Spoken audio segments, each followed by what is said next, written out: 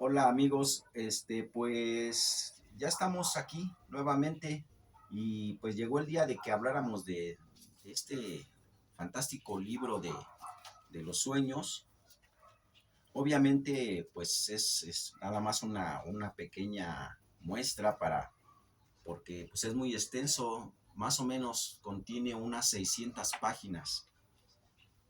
Este libro de Freud, eh, pues considerada su obra maestra. Fíjense que este tema es un tema bastante polémico, bastante delicado, porque hay gente que no le da la seriedad que se merece y pues anda consiguiendo libros donde por medio de algunos simbolismos creen que pueden interpretar los sueños. Hay simbolismos ya establecidos, por ejemplo, te ensucias de excremento el zapato y dicen que vas a tener dinero, o sueñas que se te cae un diente y que te vas a casar, o cosas así. Pues todo eso es falso. Aunque la, la voz populi tiene alguna sabiduría que ha ido recopilando, pero los sueños es algo muy complicado. Inclusive es muy complicado hasta para los expertos, para las personas que lo hacen con mucha seriedad y que tienen un badaje de conocimientos previos y de formas claves que se deben de interpretar. De hecho, a veces en vez de hacerles un bien a las personas que le interpretas el sueño, les puedes hacer un daño, porque es muy poderoso la sugestión que causa algunas palabras que tú les puedas decir a una persona, por lo cual no es recomendable que la gente ande analizando los sueños nada más porque cree que tiene algún conocimiento, pero no lo tiene realmente. Entonces, eh, inclusive yo voy más lejos. Yo pienso que Freud y todos los psicólogos solamente tienen que analizar los sueños de las personas que realmente tienen un daño grave, ya sea una fijación ya de tipo psiquiátrico, o un complejo que le está impidiendo hacer su vida normal. Pero una persona que está normal no tiene por qué andar analizando sus sueños, ni por deporte. Y yo pienso que se puede equivocar, y sobre todo si se lo cree mucho. Bueno, el libro está dividido en 7 capítulos. Freud dividió la interpretación de los sueños en 7 grandes capítulos cuyas extensiones son muy distintas. El primer capítulo se dedica a revisar en detalle la biografía de las publicaciones existentes sobre la interpretación de los sueños. O sea, ya había previamente publicaciones, hay famosas, ¿verdad? Inclusive pasajes bíblicos, este, de José el Soñador, por ejemplo, Daniel, cómo le interpreta un sueño a Nabucodonosor. O sea, ya hay algunos antecedentes, pero dice Freud que ese tipo de lectura es errónea porque no tiene ningún sustento científico. Únicamente se basa en creer que la gente que te está interpretando el sueño tiene ciertos poderes, y a la ciencia eso no le sirve. Aunque dicen que sí se cumplieron, ¿verdad? De esas interpretaciones famosas de las vacas gordas, las vacas flacas y esos pasajes, pero como relato, a manera ya de un examen psíquico, no nos sirve.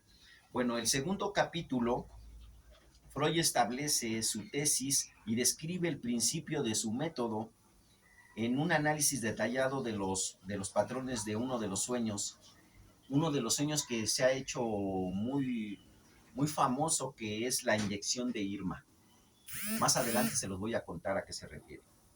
El tercer capítulo es el psicoanalista formula la tesis general de lo que el sueño es en la realización de un deseo. O sea, son como deseos reprimidos supuestamente. Esta aseveración se extiende a todo el libro y se retoma y precisa en ejemplos siempre nuevos. Los capítulos 4 y 5 están dedicados a la deformación del sueño, al material onírico y a las fuentes de los sueños. O sea, quieren saber de dónde fue la idea que te encapsuló el que tú tengas esa clase de sueños, de dónde proviene. ¿Proviene de agentes externos, de experiencias pasadas o de algunos sucesos casi inmediatos? Bueno, ese capítulo se está dedicado a eso. En el capítulo sexto, el más extenso, Freud utiliza varios análisis de ejemplos de los análisis de patrones y ejemplos de sueños para mostrar diversos pasos de la elaboración onírica. Es un capítulo extenso que la gente pues a lo mejor puede inclusive aburrirse porque son demasiados los casos que muestra y apoyándose en el otro libro de análisis clínico. Sin embargo, para las gentes que ya se dedican a esto, pues es obligatorio que se lo sepan. El séptimo y último capítulo resulta considerablemente más teórico y conceptual. Aquí Freud da nombre a los sistemas psíquicos que están involucrados en el sueño, su estilo, en su mayoría claro y fácil de leer, varía desde discusiones pequeñas y muy comprensibles hasta definiciones abruptas. Una gran parte del libro la constituyen ejemplos de los sueños propios y sueños ajenos. ¿De qué trata? ¿De qué trata en sí? Esos son cómo se distribuyen los capítulos. Pero ahora vamos a ver así rápidamente de qué trata el libro para que tengamos una noción preliminar, digamos. En su contenido de más de 600 páginas de este voluminoso libro teórico, revolucionó la visión científica de los sueños y la vida interior como ninguna otra obra. Freud interpreta los sueños como la realización de los deseos e impulsos reprimidos del inconsciente. Se agolpan en la conciencia durante el sueño, pero una fuerza psíquica censura, los deforma de tal manera que los sueños parecen abstractos, extraños o incluso absurdos. Mediante más de 100 sueños, Freud muestra que al parecer todos los sueños tienen un trasfondo sexual, que la mayoría de las veces proviene de la infancia más temprana. Más adelante vamos a ver qué tan acertado era Freud o si está resbalándose. Vamos a analizarlo más adelante. La interpretación de los sueños es, por tanto, la precursora de la teoría de la sexualidad y de las pulsiones, en el amplio sentido de la palabra. El libro de Freud privó del sueño al mundo en el umbral del siglo pasado. Su teoría despertó en igual medida el interés y el desagrado. A pesar de todas las críticas de los sueños de carga mítica y la utilización para hacerse avanzar el inconsciente en el marco de los novedosos psicoanálisis y poder dar un tratamiento médico, los sueños que a la mayoría de las personas les parecían enigmáticos adquieren un sentido a través de Freud, que los veía como codificaciones y, des, y, de, y de singular importancia, con varias incógnitas y deseos inconscientes. Cualquiera que extienda los sueños también puede, según Freud, curar con este conocimiento los trastornos mentales o al menos descubrir sus causas. Los sueños, según Freud, son la realización de los deseos. Uno siempre sueña lo que le gustaría, pero a menudo en forma muy codificada. Aquí dos fuerzas se oponen. El inconsciente trata de endosarle el contenido al soñador, mientras que una fuerza censura de forma esos sueños. El sueño manifiesto y distorsionado se diferencia, por tanto, del sueño latente, que es contenido real del inconsciente. ¿A qué se refiere? una cosa es lo que nosotros soñamos y otra cosa es lo que nosotros creemos que significa o que es el simbolismo que debemos analizar. Normalmente hay una parte de nuestro cerebro que es un común mecanismo de defensa que nos impide realmente ver, como que se interfiere para que no podamos decodificar bien lo que estamos soñando. Entonces se nos hace abstracto, se nos hace bizarro, se nos hace surrealista, pero es a propósito, es como un mecanismo que tiene. Entonces, he ahí porque es muy difícil interpretar un sueño.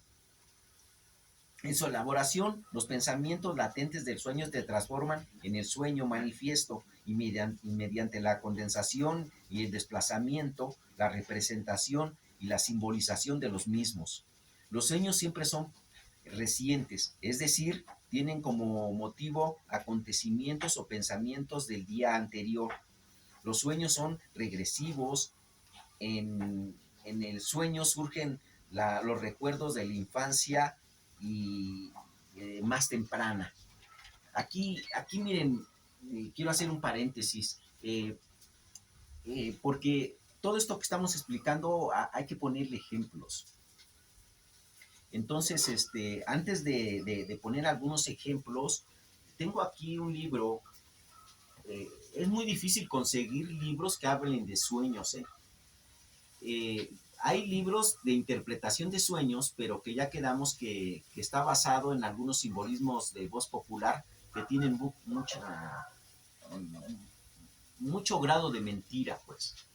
Entonces, toparse con un libro que hable de sueños o alguien que haya hecho un trazado de sueños es muy difícil. Y sobre todo, si tenemos en cuenta que Freud dice que la mayoría de los sueños son deseos reprimidos y la mayoría de las veces su contenido es sexual de épocas tempranas, de nuestra infancia. Entonces, la gente no va a querer, no va a ser sincera ni siquiera con ella misma, y mucho menos va a querer contarle a la gente cosas muy íntimas que le avergüenzan y le apelan. Este libro que les voy a mostrar lo escribió una escritora que es mi hermana, una de mis hermanas. Es un libro de sueños, ya dije que son muy raros. Se llama Boyer, Sueños Perversos.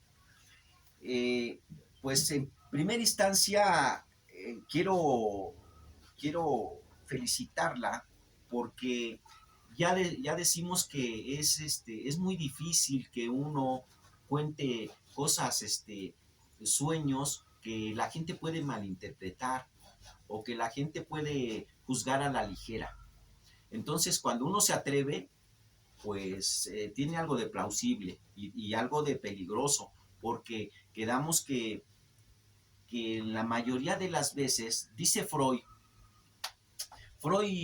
tenía una hija, su hija más pequeña, y él en el afán de descubrir el secreto de analizar los sueños, empezó a analizar los sueños de su pequeña hija, Ana, que después también resultó ser una afamada psicoanalista. Pero la ciencia ahora sabe que eso no se debe hacer. Está tachado como de incesto intelectual, así se dice, incesto intelectual. Entonces, cuando uno quiere hurgar en la mente de otro familiar o de otra persona, si esa persona no se lo autoriza o si esta persona que va a introducirse en hurgar los sueños y no tiene ninguna experiencia en hacerlo, puede ser que tenga, digamos, un mal concepto, porque a veces los sueños no quiere decir que tú lo desees. Yo estoy en desacuerdo con Freud, aunque él dice que todos son deseos reprimidos, inclusive las pesadillas, y trata de encontrárselas. Yo no estoy de acuerdo en lo personal y yo creo que mucha parte de la ciencia y de los psicoanalistas lo sabe. Por ejemplo, les voy a poner un ejemplo. Él dice que en un sueño una persona, que se le murió un hijo a una persona y la estaban velando, se fueron todos a dormir y nada más quedaron, ya nomás quedaron en ese, digamos, velando al cadáver de su hijo, un cura, pero ya bastante avanzado de edad, ya viejito. Y él también le ganó el sueño y había una habitación contigua. Y dijo, me voy a ir a dormir allá en aquel sillón, voy a dejar la puerta abierta un rato. Y se fue a dormir y empezó a soñar. Y él soñó que su hijo se levantaba de su ataúd y que iba y que lo jaloneaba y que le decía que se estaba quemando. Y en realidad se despierta él y va a la habitación y sí se estaba quemando, se había caído un cirio y este sacerdote se había quedado dormido. Entonces, ¿cómo? Ese sueño se lo cuentan a Freud. ¿Y Freud cómo lo analiza? Cualquiera diría, oye, pues fue un sueño premonitorio y muy afortunado porque en realidad se estaba quemando la caja por el sitio que se cayó. Y él dice, miren, en primer lugar, ese sueño no es premonitorio. Hay cosas que él sabía, él cuando se fue y sabía que se iba a quedar ese señor, dentro de su subconsciente decía, ese señor ya está muy viejito, se puede quedar dormido. Y los cirios se van consumiendo y es peligroso que no haya nadie vigilando. Él lo sabía, inconscientemente, según Freud. Y aparte decía, si se llega a caer, puede haber un incendio. Entonces, eso aunado al resplandor de la luz cuando algo se está quemando, sí llega hasta donde estaba él. Y entonces él advirtió o la temperatura o el olor, y todo eso se mete a tu sueño. Y entonces no es que fue premonición, sino que en realidad estaba pasando y él se estaba dando cuenta que ya tenía, previamente él sabía que podía pasar. Ahora, de que se paró su hijo muerto y le fue a avisar, es un deseo reprimido, porque él decía en el fondo que su hijo no esté muerto, y pues se levantó de estar muerto. Así lo analiza Freud, y cualquiera diría, sí, perfecto, así sí está bien analizado. Pues yo pienso que hay cosas que no. En este caso puede ser que sí, pero aún así no. Miren, hay un problema entre la ciencia y las religiones y la filosofía. El problema de la ciencia es que la ciencia no cree en la existencia del espíritu. O sea, ¿tú cómo le vas a decir a la ciencia que tiene otra, que puede ser otra interpretación? Que el espíritu no muere. O sea, ¿cómo se lo vas a decir? Entonces ya, por ahí son dos vertientes de cómo analizar los sueños. Pero vamos a regresar a que les digo. Según Freud, todos son deseos reprimidos, cosa que yo creo que no. Sí hay muchos que son deseos reprimidos, pero hay unos que no. Tampoco todos tienen un contenido sexual. Él dice que todos. Yo estoy en desacuerdo. Entonces, el que una persona se atreva a contar un sueño que tiene contenido sexual, pues hay que fijarse a quién se lo cuentas. Vaya a ser que te malinterprete y que piense cosas de ti que no son. La mente, ahorita que estamos viendo la forma de analizar los sueños, la mente no te codifica textualmente lo que tú sientes. O sea, lo que tú sueñas no es literal. O sea, si la gente lo ve literal, es tonta. No sabe analizar un sueño. Todo está lleno de simbolismos y de trucos, de recovecos intelectuales y cosas que son incomprensibles para digerir. Inclusive como dice Freud, hay mecanismos de defensa que nos hacen, disfrazan el sueño para que no nos afecte tanto. No lo pone como que le pasó a otra persona, o como que tú estabas chiquito y después ya estabas grande, o como te lo disfraza, porque si te lo cuenta plano, el sueño posiblemente, dice Freud, que tú podrías tener un daño mayor. Entonces los sueños son codificados, hay que decodificarlos. y hay trampas, por lo cual hay herramientas para hacerlo. No cualquiera puede analizar un sueño, ¿eh? Y de hecho, cuando analiza un sueño, tiene que estar la persona que lo soñó para que le dé más claves. O si está haciendo él su autoanálisis del sueño, puede ser que cometa errores. O sea, es recomendable que te los analice otra persona y que tú le vayas dando todas las claves necesarias y herramientas para que él te haga un buen análisis. Bueno, vamos a continuar.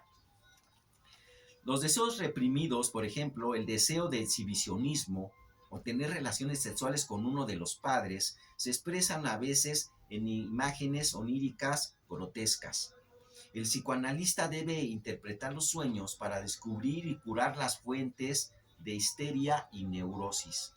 Hay dos métodos populares de interpretación de los sueños, pero ambos son rechazados porque carecen de base científica. Dice que hay dos métodos que son rechazados porque carecen, como habíamos dicho, de base científica. Esto, este, estos interpretan símbolos de los sueños que se ponen, que se presentan acontecimientos futuros. En este caso, el soñador ve el futuro, pero no de una manera clara y nítida, sino codificada simbólicamente. El primer método es puramente intuitivo. Le asigna significado al sueño como un todo y su calidad radica en la última instancia, solo en el talento del interpretador. Es el ejemplo que pusimos de José el Soñador. Pues, ¿y en qué se basa para haber dicho que su sueño eran de las 7 vacas flacas y las vacas? ¿En qué se basa para decir que significaba que iba a venir? Ah, en el talento del interpretador. O sea, no hay una base científica, nomás es el talento del que lo está interpretando. Eso dice la psicología que es erróneo. No se debe descifrar un sueño en el talento del que, porque la persona de enfrente es una bruja que tiene poderes. No, no, no, no, no, no. Hay un método científico para analizar los sueños. Bueno, el segundo método trabaja con el libro de sueños que ayuda a descifrar mediante una clave fija ciertos símbolos recurrentes de los sueños. Por ejemplo, la recepción de una carta se traduce como un disgusto. Sin embargo, independientemente de estos, en el mismo sueño puede aparecer otros símbolos con significado positivos. Puesto que no existe un libro de sueños confiable, este método carece de validez y verificabilidad. Es lo que habíamos dicho. Dice Freud, en la época que él vivió, ¿verdad? Hablamos que de 1800 a mediados de 1900. Dice que no existía ningún libro, y yo digo que hasta la fecha, no existe ningún libro de esos que venden en las librerías populares, en el metro o en los tianguis. No existe ningún libro que sea confiable. En realidad esos libros tienen algún tipo de codificaciones, ya habíamos dicho, ¿verdad? Si sueñas que alguien está volando, ellos dicen que significa una cosa. Y si sueñas que el agua está muy clara o que el agua está sucia, eso es falso. Yo quisiera que fuera cierto, porque todos los que interpretan los sueños hacen eso. Ah, no, ¿y cómo estaba el agua? ¿Estaba sucia? Son problemas. Estaba clara. Eso es falso, eso es falso. El cerebro es una máquina muy compleja. O sea, entonces dice que hay dos tipos. El que interpreta porque tiene un don es falso. Y el que se basa en un librito que está codificado con codificaciones populares, también eso es falso. El examen psicológico muestra el sueño como el primer eslabón de una serie de fenómenos psíquicos anormales. Es imposible entender los sueños de una persona totalmente separada de su persona. Por ello, el psicoanálisis es adecuado para que los pacientes se expresen sin maquillar lo que les preocupa, incluidos sus sueños. O sea, los pacientes no es una persona normal, pues tú le puedes decir, ah, oye, ayer soñé que me iba de viaje y te dice uno, que está royendo los problemas. Así, de forma así, se me ocurrió. Pero esa persona no tiene ningún problema psíquico, pues sí se lo puede decir, no pasa nada. Pero una persona que sí tiene un problema, una afectación, no le puedes decir esa simpleza. Tú tienes que hacer un análisis clínico, tener un expediente y una serie de patrones para que tú puedas interpretar uno de sus sueños, que es la forma en que lo hacía Freud. O sea, no era así desparpajado oye, yo soñé que me encontraba dinero bueno, lo que pasa es que eso significa que vienen tiempos buenos o sea, no es tan fácil. El psicoanalista debe conocer el historial clínico del soñador y luego puede averiguar en un análisis detallado cuál es el significado del sueño. De lo que se trata aquí es de descubrir las razones fundamentales ocultas que pueden haber detrás de un trastorno mental. El sueño como la realización de los deseos. Ejemplo, la inyección de Irma. Decimos que ese es un sueño que viene en el libro de la interpretación de uno de los más famosos. Tuvo el propio Freud este sueño en la noche del 23 de julio de 1895. Gira en torno a una paciente llamada Irma, a la que Freud no pudo terminar de tratar porque ella y su entorno, sobre todo el amigo de Freud, Otto se apellidaba así el amigo, con con una aguja contaminada, supuestamente él le puso una inyección a la paciente. El análisis de la transcripción del sueño da como resultado la siguiente interpretación. Freud se molestó por la interpretación del tratamiento y se sintió ofendido por el comentario de Otto del que Irma no estaba mejor después del tratamiento de Freud, decía su amigo, ya le hizo el tratamiento a Freud y no está mejor, está peor. En el sueño culpa a Otto de la condición de Irma por la inyección que le administró. El sueño es, por tanto, la realización del deseo de Freud de transmitirle a Otto la culpa. No se entiende mucho, ¿va? Pues fíjense qué pasó. Freud tenía una paciente que le estaba haciendo un psicoanálisis, un análisis clínico, porque esta persona tenía problemas y tuvo un sueño esta Irma, pero resulta de que se lo interpreta Freud y en vez de ayudarla, la paciente está peor.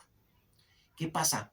Que el médico, su amigo, le puso una inyección y supuestamente estaba contaminada y esto le originó problemas ya somáticos a esta Irma, que por eso tuvo esa serie de desvaríos en el sueño. O sea, no era que lo que estaba soñando era porque fueran deseos reprimidos, sino que eran desvaríos por la administración de una inyección. Entonces se burló un poco su amigo y le dijo, eso que tú haces es mentira y esta es la forma de comprobarlo. Pues esa es más o menos la historia a grandes rasgos de este sueño. Pero por lo cual Freud dijo, no, él culpó a Otto, dijo, pues este cuate le puso una inyección y por eso es que se puso, por eso es que no funcionó digamos, mi tratamiento clínico no funcionó porque este hombre le administró un medicamento y le alteró su psique. Dice, la deformación del sueño y la censura.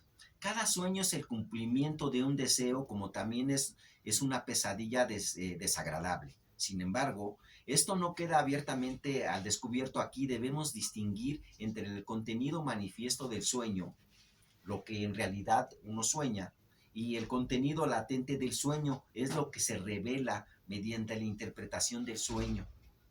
En el rostro oculto y verdadero del sueño, que siempre termina en la realización de un deseo, la diferencia entre estas dos categorías es lo constituye la deformación onírica. O sea, ya habíamos dicho que uno no sueña literal, está deformado, el sueño está deformado. Eh, es a propósito, es un mecanismo del cerebro. Dos fuerzas operan, dice, en nuestra psique cuando soñamos. Una le endosa al soñador su contenido, los deseos inconscientes. La otra es el sensor y distorsionador. Este, lo soñado de tal manera que el contenido latente original del sueño ya no está, sin más, al alcance de la mano. La tarea del interpretador de los sueños es descubrir cuál es el deseo original reprimido. O sea, esa cosa que se interpone en el sueño hace que, que se distorsione. ¿Y cuál es la tarea del que lo está interpretando? Descubrir la verdadera. O sea, no la que te está diciendo inclusive el paciente, sino la verdadera.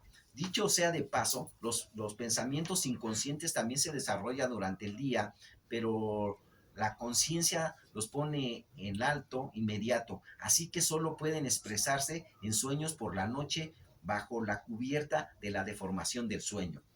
¿De dónde vienen los sueños?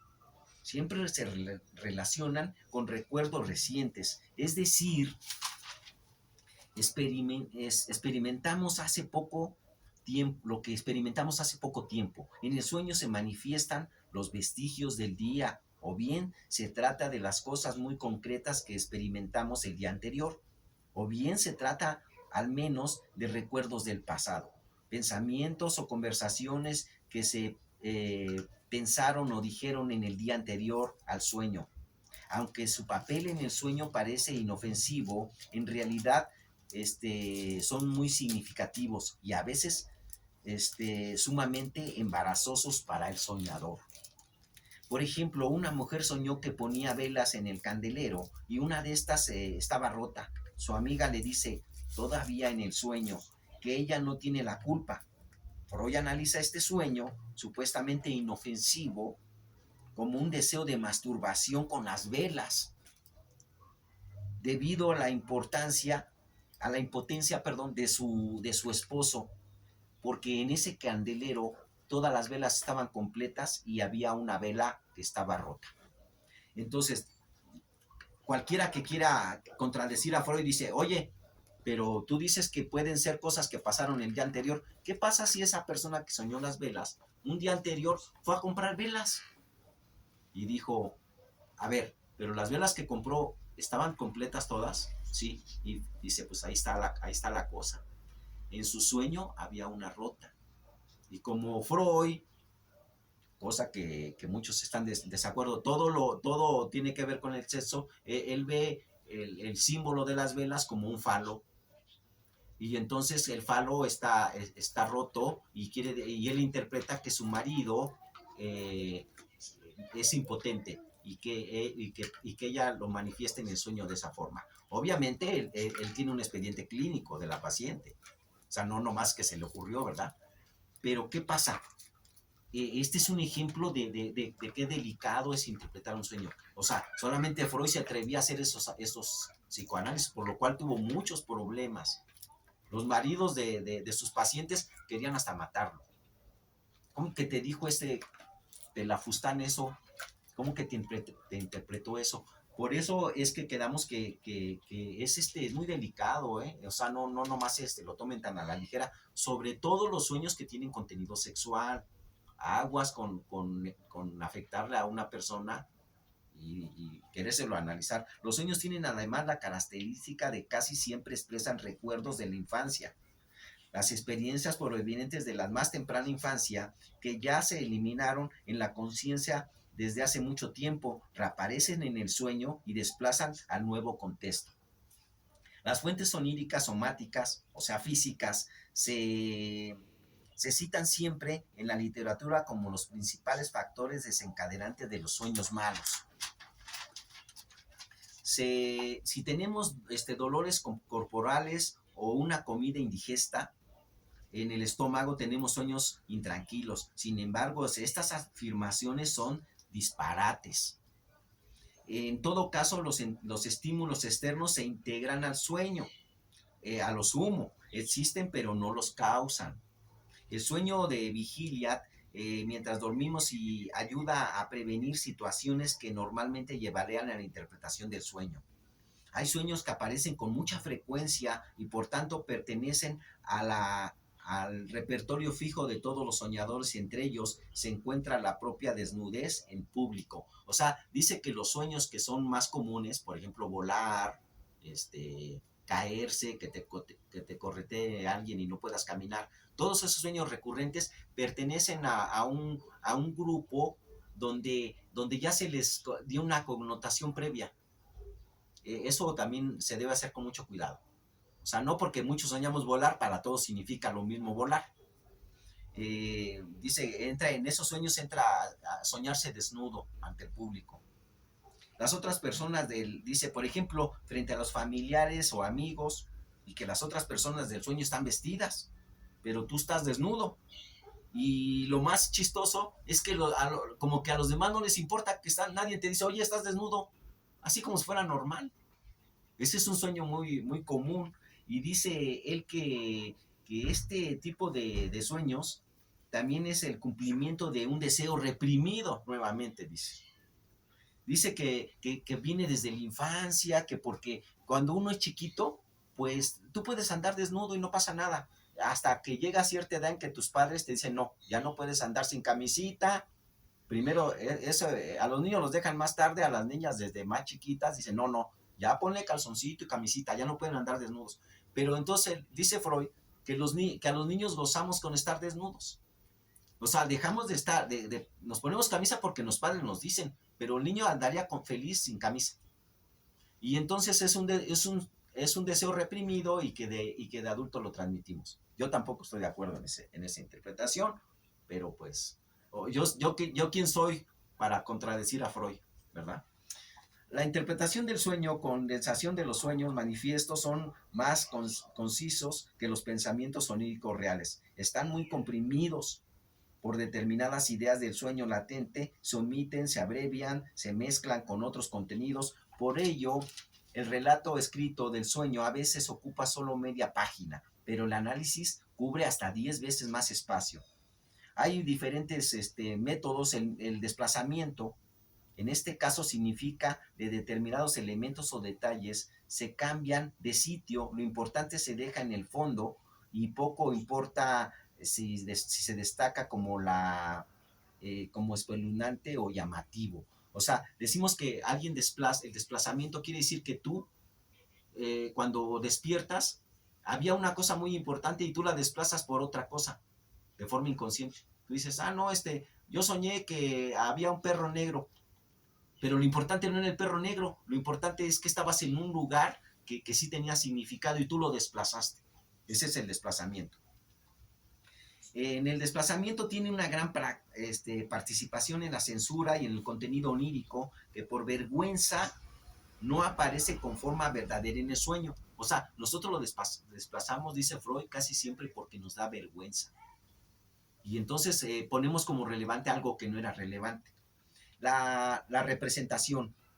En el sueño te traduce los pensamientos oníricos en imágenes, porque el lenguaje del sueño consiste principalmente en imágenes. Sin embargo, no es raro que se la distorsione de la presentación. Así, por ejemplo, una acción expresa exactamente lo contrario de la manera en que se muestra. La simbolización de los sueños utilizan frecuentemente los mismos símbolos que las creencias de los mitos populares, más en la naturaleza sexual. Bueno, miren, hasta aquí vamos a dejar este resumen, y ya nomás para complementar, todos hemos soñado, todos tenemos un sueño que nos ha perturbado más. Pues en mi caso, yo tuve un sueño que me persiguió más o menos por 20 años, muy recurrente. Yo soñaba una ola gigante en el mar, una ola muy grande, y aunque yo estaba retirado de la bahía, esa ola me alcanzaba, y en muchas ocasiones hasta me llegaba a tapar por más que yo corriera para evitarla, y yo no sabía qué significaba ese sueño, y lo tuve durante mucho tiempo. Digamos que lo soñé unas 20 veces en un transcurso de 15 años. Pero un día me di a la tarea de querer investigar y empecé a analizar por qué yo tenía ese sueño que me angustiaba mucho y recordé que de chavito me llevaron mis padres a la playa y me dejaron sentadito a la arena, ahí en Acapulco, en pie de la cuesta, el agua es muy brava y es mar abierto. Entonces, aunque estaba yo muy lejos de donde llegaban las olas, en una de esas olas sí me alcanzó y me empezó a querer arrastrar hacia el mar. Mis familiares se percataron y me fueron a rescatar, pero esa experiencia que ha de haber sido como a los entre 2 y 3 años, porque yo no caminaba, pues fue muy traumante. Y entonces yo pensé que esos sueños que tenían era por esa ola que yo vi y esa angustia de que el mar me estaba arrastrando. Pues fíjense qué pasó. Al yo entender eso, dejé de soñarlo. Pero después pasó mucho tiempo y lo volví a soñar. Y lo que yo, aquí dijeron, oye, esto es como, entonces sí funciona que tú analices un sueño, porque se te quitó ya ese trauma, ya no lo sueñas. Pero ahora que estoy más grande, otra vez lo volví a soñar. ¿Y qué creen? Que ahora creo que di con el clavo. No significaba eso. O sea, sí era el recuerdo de esa ola, pero en realidad ese sueño significa cuando tú tienes una angustia, tú tienes un problema, porque pasaba algo muy curioso en mi sueño. Cuando me alcanzaba la ola, yo no me ahogaba, yo flotaba como si fuera un corcho. Y era una sensación muy agradable porque ante un peligro tan inminente no me pasaba nada. O sea, yo de alguna forma lo resolvía porque yo sabía flotar sin hacer esfuerzo. Y lo que en primera instancia era una pesadilla, después se convertía en algo muy, muy placentero porque esa sensación de que flotas como un corcho es muy bonita, es como volar. Entonces yo dije, esto significa otra cosa, porque ese sueño se parece a otros sueños que no son agua. Y lo que ahora sé es que es fragilidad. Cuando uno tiene, y pasa más cuando uno es pequeño, fragilidad económica o que te hacen bullying o cualquier problema que tú no lo puedes resolver, el sueño te lo presenta de alguna forma. Por eso no es que el agua significa esto, no. El agua era un peligro inminente que me iba a pasar. Y entonces yo de alguna forma lo resolvía, pero cuando es lo mismo que ir a hacer examen y no tener un lápiz, es la angustia de que no puedes hacer algo. Y significa lo mismo que el agua. Entonces no es en sí el agua, no es el símbolo, sino es el contexto de por qué tú sueñas algo. Pues hasta aquí me quedo y espero les haya gustado. Y pues me despido con este libro que causó mucho revuelo en mi familia, pero que yo pienso que es algo serio, y lo escribió mi hermana María Elena Melgarejo. Yo lo he leído varias veces. Es un libro para mi gusto triste, un libro atrevido para que uno lo exprese y lleno de simbolismos, en lo cual yo me declaro un poco incompetente para poder saber qué quería ella decirnos con esto. Yo pienso que estos símbolos van cargados también. No hay que olvidar que es una novela, y como buen escritor siempre se exagera. eh, pero pues me pareció muy ad hoc comentarlo. ¿Por qué?